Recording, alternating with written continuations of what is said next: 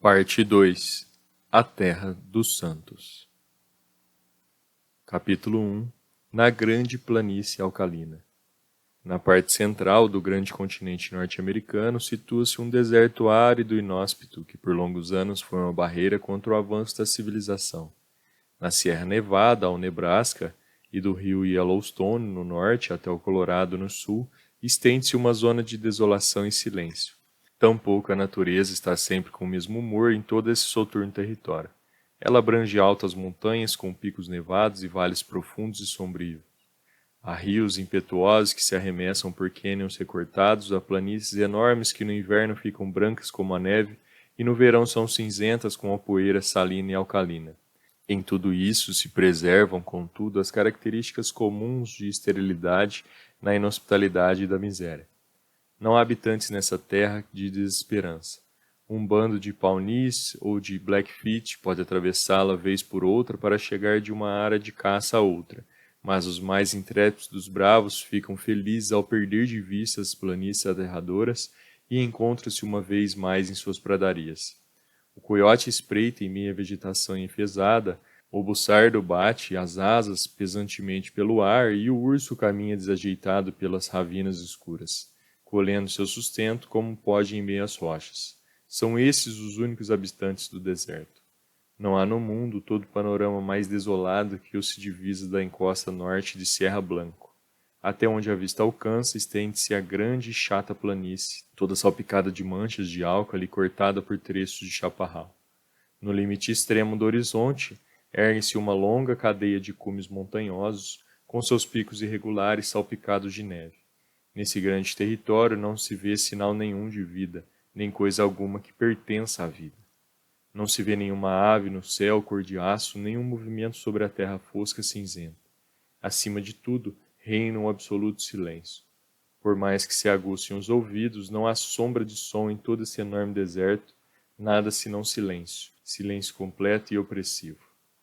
Foi dito que não há nada que pertença à vida na vasta planície, não é verdade? Olhando-se de Sierra Blanco, vê-se um caminho traçado através do deserto que serpenteia e se perde de extrema distância. Está sulcado por rodas e pisoteado por muitos aventureiros. Aqui e ali se espalham objetos brancos que brilham ao sol, destacando-se contra o depósito fosco de álcali.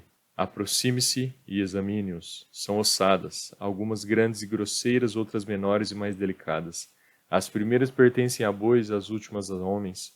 Ao longo de 2.400 quilômetros é possível rastrear essa rota macabra de caravanas por esses vestígios dispersos que tombaram à beira do caminho.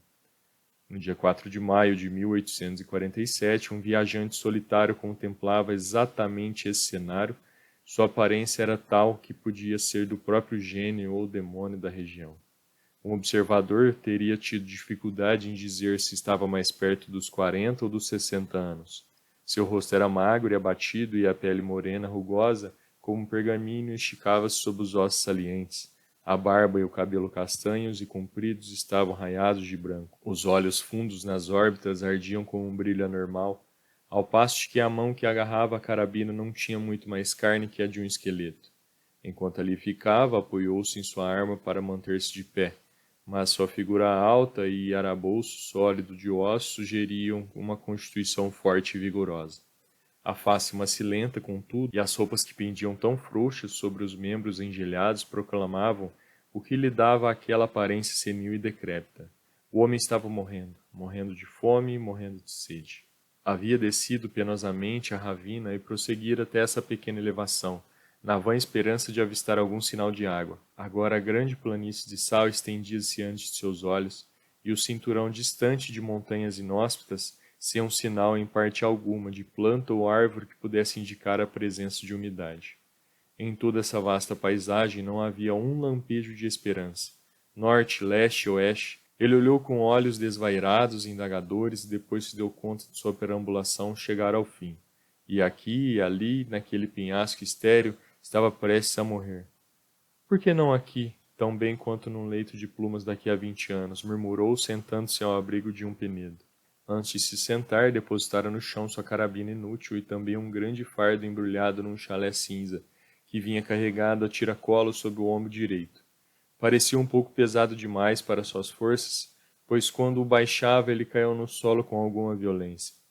Imediatamente rompeu um gemido e embrulho cinza, e dele surgiu um rostinho assustado, com olhos castanhos muito brilhantes e 2 pequenos punhos cheios de covinhas. Você me machucou, disse uma vozinha infantil em tom de repreensão.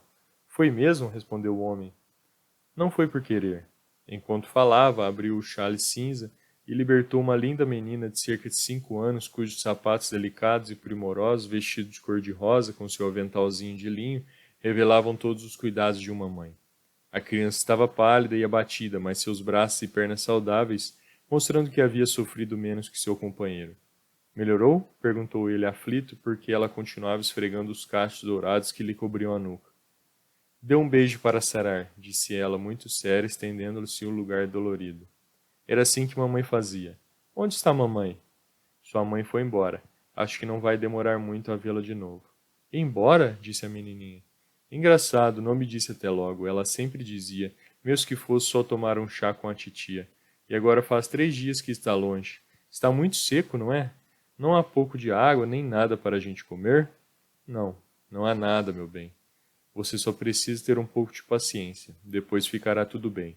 Encoste a cabeça em mim. Assim e se sentirá mais valente. Não é fácil falar quando os lábios parecem couro, mas acho que é melhor lhe dizer a quanto andamos. Que tem aí? Coisas bonitas, lindas, exclamou a menina com entusiasmo, segurando 2 resplandecentes fragmentos de mica. Quando a gente voltar para casa, vou dá-las para o meu irmão Bob. Logo verá coisas mais bonitas que essas, disse o homem convicto. Espere só um pouco, mas eu ia lhe contar. Lembra-se de que deixamos o rio? Lembro sim. Bem, a gente contava chegar logo a outro rio, entende? Mas alguma coisa deu errado, a bússola ou o mapa, sei lá, e o rio não apareceu. A água acabou. Só sobraram umas gotinhas para crianças como você e... E você não pôde nem se lavar, interrompeu sua companheira gravemente, contemplando seu rosto enfarruscado. Não, nem beber. O Sr. Bender, ele foi o primeiro a partir depois do índio Pitt, depois o Sr. McGregor, depois Johnny Holmes, e depois, querida, foi a sua mãe. Então mamãe morreu também? Exclamou a menina, escondendo o rosto no avental e soluçando amargamente. Sim, foram todos embora, a não ser você e eu. Então achei que havia alguma possibilidade de encontrar água nessa direção, e vim me arrastando com você no ombro. Mas parece que a situação não melhorou, só nos resta uma chance muito pequena agora. Quer dizer que vamos morrer também? Perguntou a criança. Acho que sim. Por que não disse antes? Você me deu um susto. Ora, já que vamos morrer, é claro que vamos encontrar a mamãe de novo. Sim, você vai, querida. E você também. Vou contar para ela como você foi bom. Aposto que ela vai esperar a gente na porta do céu com uma grande bilha d'água e uma porção de bolinhos quentes, tostados dos 2 lados, como eu e o Bob gostávamos. Quanto tempo vai demorar? Não sei. Não muito tempo. Os olhos do homem estavam fixos no horizonte norte.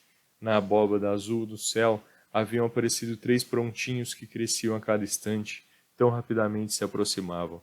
Logo se definiram em 3 grandes aves marrons que voavam em círculos sobre a cabeça dos 2 caminhantes e depois pousaram sobre algumas rochas acima deles. Eram buzardos, os arbustos do oeste, cuja chegada é precursora da morte. Galinhas! Exclamou a menina, apontando para sua forma agorenta e batendo as mãos para enxotá-las. Diga, foi mesmo Deus que fez este lugar? Claro que foi, disse seu companheiro. Ele fez a terra de Illinois e fez o Missouri, continuou a menina. Mas acho que outra pessoa fez essas terras aqui. Por que não é tão bem feito? Esqueceram a água e as árvores. Que acha da ideia de rezar? Perguntou o homem. Ainda não é de noite, retrucou ela. Não faz mal. Não é muito comum, mas ele não se importará, pode acreditar. Diga aquelas orações que costumava dizer toda a noite no carroção, quando estávamos nas planícies. Você também não vai rezar? Perguntou a menina. Esqueci como se reza. Nunca mais rezei desde que tinha metade da altura dessa arma, mas acho que nunca é tarde demais. Você reza e eu fico ao seu lado e me junto a você nos estribilhos. Nesse caso, precisa se ajoelhar, e eu também, disse ela, estendendo o chale no chão para esse fim. Tem que erguer as mãos assim, isso faz a gente se sentir bem. Teria sido um estranho espetáculo se houvesse ali alguém além dos buzardos para contemplá-lo. Os 2 caminhantes ajoelharam-se lado a lado sobre o chale estreito, a menina tagarela e o aventureiro afoito e calejado, O rosto rechonchudo e o semblante abatido e anguloso voltaram-se ambos para o céu sem nuvens numa sentida súplica àquele terrível ser com quem estavam face a face, enquanto as duas vozes, uma fina e clara, a outra grave e áspera, se uniam a um rogo de misericórdia e perdão. A prece terminou a eles voltaram a se sentar à sombra do penedo, até que a menina adormeceu, aninhando-se no peito largo de seu protetor. Ele velou o sono dela por algum tempo, mas a natureza provou-se forte demais para ele. Durante 3 dias e 3 noites não se permitira trégua nem repouso. Pouco a pouco as pálpebras caíram sobre os olhos cansados e a cabeça tombou cada vez mais sobre o peito, até que a barba grisalha do homem se misturou com os cachos de ouro de sua companheira e os dois mergulharam no mesmo sono profundo e sem sonhos. Tivesse o caminhante permanecido acordado por mais meia hora, seus olhos teriam se deparado com uma estranha visão. Muito longe, no limite extremo da planície alcalina, surgiu um borrifo de poeira. De início era muito tênue, quase indistinguível da névoa da distância, mas pouco a pouco ficou mais alto e mais largo, até formar uma nuvem sólida e bem definida. Essa nuvem continuou a crescer até se tornar evidente que só podia ser levantada por uma grande multidão de criaturas em movimento. Em lugares mais férteis, o observador teria chegado à conclusão de que daquelas grandes manadas de bisões que pastam pela pradaria que se aproximavam, naqueles ermos áridos, isso era obviamente impossível. À medida que o turbilhão de poeira se aproximava do penhasco solitário onde os dois párias repousavam, os dóceis cobertos de lona dos carroções e as figuras de cavaleiros armados começaram a despontar através da névoa, e a aparição revelou ser uma grande caravana a caminho do oeste. Mas que caravana! Quando sua frente chegara à base das montanhas, a retaguarda ainda não era visível no horizonte. Cortando a imensa planície, estendia-se o cortejo disperso, carroções e carretas, homens e cavalo e homens a pé. Incontáveis mulheres cambaleavam sob fardos, e crianças caminhavam hesitantes ao lado dos carroções ou espiavam por suas cobertas brancas. Esse não era evidentemente um grupo comum de migrantes, mas algum povo nômade compelido pela força das circunstâncias a buscar uma nova terra para si. Através do ar límpido elevava-se o vozeiro confuso dessa grande massa humana, junto com o ranger das rodas e relinchar dos cavalos. Mas por alto que fosse, o barulho não bastou para despertar os dois cansados viajantes acima deles. À testa da coluna cavalgava uma vinheta ou mais de homens graves, de semblantes duros, vestidos em roupas simples escuras e armados com carabinas. Ao chegar à base do penhasco, pararam e mantiveram um breve conselho entre si. Os postos ficam à direita, meus irmãos, disse um deles, um homem de cabelo grisalho, barba feita e lábios duros. À direita de Serra Blanco. Assim chegaremos ao Rio Grande, disse um outro. Não temam a falta d'água. Aquele que a fez brotar das rochas não abandonará agora seu povo escolhido. Amém, amém, respondeu todo o grupo. Estava prestes a recomeçar a viagem quando um dos mais jovens, de visão mais aguçada, lançou uma exclamação e apontou para o penhasco tortuoso acima deles. Lá no alto esvoaçava um pequeno tufo cor-de-rosa, destacando-se nítida e vividamente contra as rochas cinzentas atrás. Àquela visão, cavalos foram refreados e armas empunhadas, enquanto novos cavaleiros acorriam galopando para reforçar a vanguarda. A palavra peles vermelhas estava em todos os lábios. Não pode haver nenhum índio aqui, disse o ancião que parecia estar no comando. Deixamos para trás os paunis e não há outras tribos até cruzarmos as grandes montanhas. Devo avançar para ver, irmão Stangerson? Perguntou um do bando. Eu também, gritaram muitas vozes. Deixe seus cavalos embaixo e vamos esperá-los aqui, respondeu o ancião.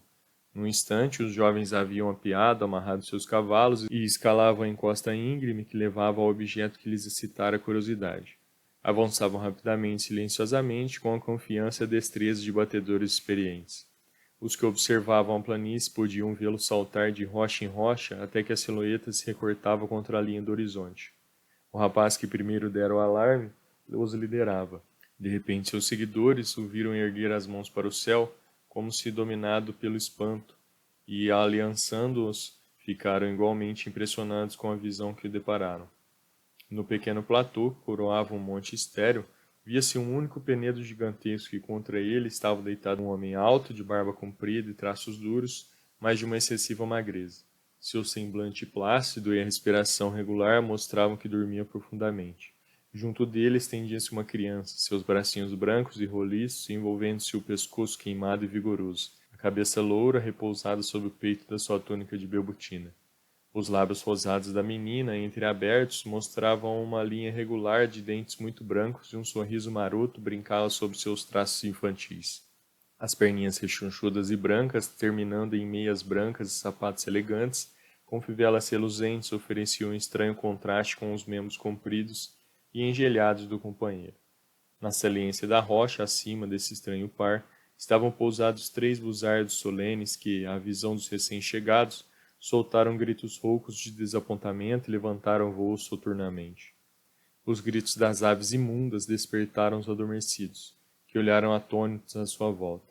O homem se levantou cambaleando e contemplou lá embaixo a planície tão desolada quando o sono o vencera, e agora atravessado por aquela enorme massa de homens e animais.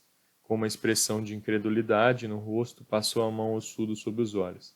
Deve ser isso que chamam de delírio, com certeza. A criança de pé ao seu lado, segurando a aba do seu paletó, nada dizia, mas passeava em torno de si o olhar assombrado e inquisitivo da infância. O grupo de resgate não demorou a convencer os 2 páridas de que sua aparição não era nenhum delírio. Um deles recolheu a menina e empoleirou-se sobre o ombro, enquanto o outro amparava seu macilento companheiro, ajudando-a a chegar aos carroções. Meu nome é John Ferrier, o viajante explicou. Eu e essa pequena somos os únicos que sobraram de 21 pessoas. Os outros morreram todos de sede e de fome pelas bandas do sul. Ela é sua filha? Perguntou alguém. Acho que agora é, exclamou o outro desafiadoramente. É minha porque eu a salvei. Nenhum homem a tirará de mim. De hoje em diante ela é Lucy Ferrier. Mas quem são vocês? Continuou olhando com curiosidade para seus salvadores vigorosos e queimados de sol. Parece que são uma infinidade de gente. Quase 10.000, disse um dos rapazes. Somos os filhos perseguidos de Deus, os escolhidos do anjo Moroni. Nunca ouvi falar dele, disse o viajante. Parece ter escolhido uma multidão enorme. Não graceje com o que é sagrado, disse o outro severamente. Somos daqueles que creem naqueles escritos sagrados, gravados em letras egípcias e em lâminas de ouro batido, e entregue ao santo Joseph Smith em Palmyra. Viemos de Nauvoo, no estado de Illinois, onde tínhamos fundado nosso templo. Viemos em busca de refúgio dos homens violentos e dos ímpios, mesmo que seja no coração do deserto. O nome Nauvoo, evidentemente, trouxe lembrança a John Ferrier. Entendo. Vocês são os Mormons. Somos os Mormons, responderam seus companheiros a uma só voz. E para onde vão? Não sabemos. A mão de Deus nos guia sobre a pessoa que nosso profeta. Vamos levá-la à sua presença. Ele dirá o que deve ser feito com você. A essa altura, haviam chegado à base do monte e estavam cercados por multidões de peregrinos. Mulheres pálidas, de ar humilde, crianças fortes e risonhas e homens preocupados de olhar sério. Muitos foram os gritos de espanto e comiseração que brotaram deles quando perceberam a juventude de um dos estranhos e a miséria do outro. Mas sua escolta não deteve. Seguindo em frente, acompanhado por um grande grupo de mormons, até chegar a um carroção que se destacava pelo grande tamanho e o aspecto vistoso e elegante. 6 cavalos estavam atrelados a ele, ao passo que os outros tinham apenas 2, ou no máximo 4 cada um. Junto do cocheiro sentava-se um homem que não podia ter mais de 30 anos, mas cuja cabeça grande e expressão resoluta o assinalava como chefe. Lia um volume de capa marrom, mas quando a multidão se aproximou, deixou-o de lado e ouviu com atenção o relato do episódio. Em seguida voltou-se para os 2 pares. Só poderemos levá-los conosco como os crentes em nosso credo. Não teremos nenhum lobo em nosso aprisco. Seria muito melhor que seus ossos alvejassem nesse deserto do que virem vocês a provar serem aquela manchinha de degradação que com o tempo corrompe todo o fruto. Querem vir conosco nesses termos? Acho que irei com vocês em quaisquer termos, disse Ferrier com tal ênfase que os graves anciãos não puderam conter um sorriso. Apenas o chefe conservou sua expressão severa e impressionante. Leve o irmão Stangerson, disse ele. Dê-lhe de comer e de beber, e a criança também. Encarregue-se ainda de ensinar-lhes nosso santo credo. Já nos atrasamos demais. Avante, rumemos para Sião. Rumemos para o Sião, bradou a multidão de mormons e as palavras ondularam pela longa caravana, passando de boca em boca até morrer num murmúrio surdo à distância. Com um estalar de chicotes e um ranger de rodas e grandes carroções, puseram-se em movimento, e logo toda a caravana serpenteava novamente. O ancião, a cujos cuidados os dois prescritos haviam sido confiados, levou-os para o seu corração, onde uma refeição já os esperava. Ficarão aqui, disse-lhes. Em poucos dias terão se recuperado de suas fadigas. Nesse meio tempo, lembre-se de que pertencem agora e para sempre à nossa religião. Assim disse Brigham Young. E ele falou a Joseph Smith, que é a voz de Deus.